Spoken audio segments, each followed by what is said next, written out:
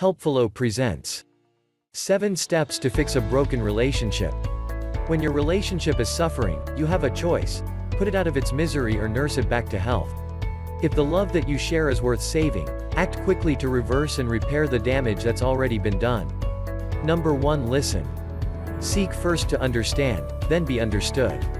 Couples therapist Dr. Robert Solly says that the listener has to hold back their own emotional reactions and interpretations, and really try to get the essence of what the speaker is putting out. Active listening is more than hearing. Your body language should show that you are open to understanding your partner, and you shouldn't be waiting for your turn to speak. Here are some ways to show that you are actively listening. Face your partner and turn your body toward them. Make and keep eye contact. Uncross your arms and nod when appropriate. Mute the TV and your cell phone. Summarize your partner's words to check that you understood them. Ask questions to clarify their meaning. Enjoying this video so far? Well, keep watching because there's a lot of more good stuff coming up. But before moving on, if you are new on this channel, subscribe and leave a comment saying, "I subscribed," and I will personally reply to your comment for more amazing videos like this, and hit the bell icon so that you don't miss any updates. Number 2. Compromise. It takes 2 to tango, and when you're in a relationship, it's a partnership.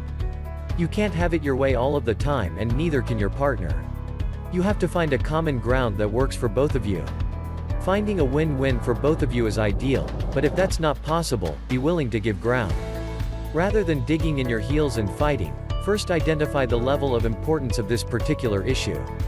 Are we arguing about toast versus English muffins for breakfast, or is it something larger like renting versus buying a house? Is it something minor that you can live with? Then let your spouse have their way this time. When it's an important part of your life like your values, safety, or sanity, don't compromise. Number 3. Express yourself. Are you able to communicate your feelings in a way that makes your partner respond the way that you want them to? If you aren't getting the response that you'd like, try a different tactic. Try saying, "I have something to tell you that's important to me. Is it a good time to talk?" The reply from your partner will let you know how receptive your partner is likely to be. Rather than starting with what's wrong, which can out your partner on the defensive, describe your feelings.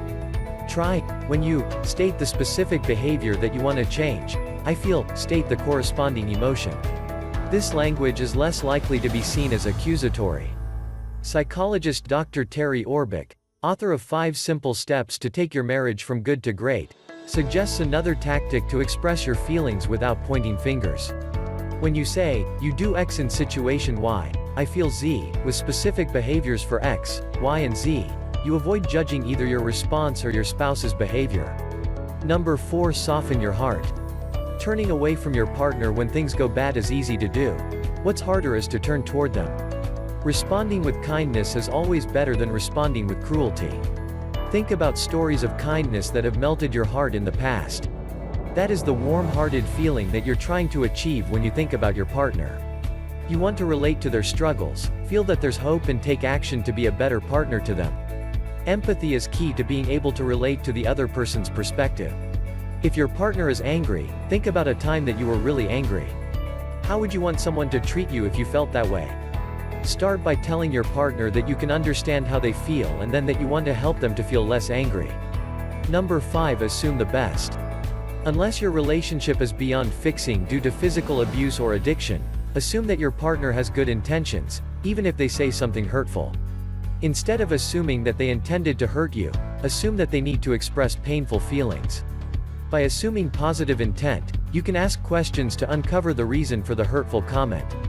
Your partner may be in pain themselves, and lashing out in kind is the way they express their pain to you. Probe your partner to understand their feelings. Number 6. Embrace change. Doing the same thing and expecting different results is the definition of insanity. It's a cliché, but when things are broken in your relationship, keeping everything the same won't fix it.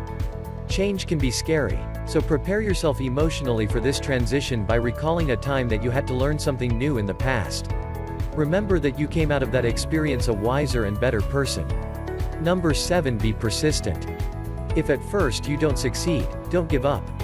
If you've resolved to make it work, keep trying.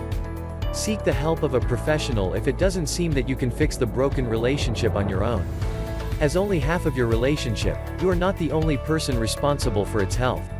In spite of your best efforts, your partner may need to change their bad relationship habits to help strengthen your bond. If you've done your part by working to fix what was broken but they aren't willing to, you may be resigned to call it quits. If you love our video, then subscribe our channel for more helpful videos. Give us a like and comment your queries or suggestion in video comment box. Thanks and have a good day.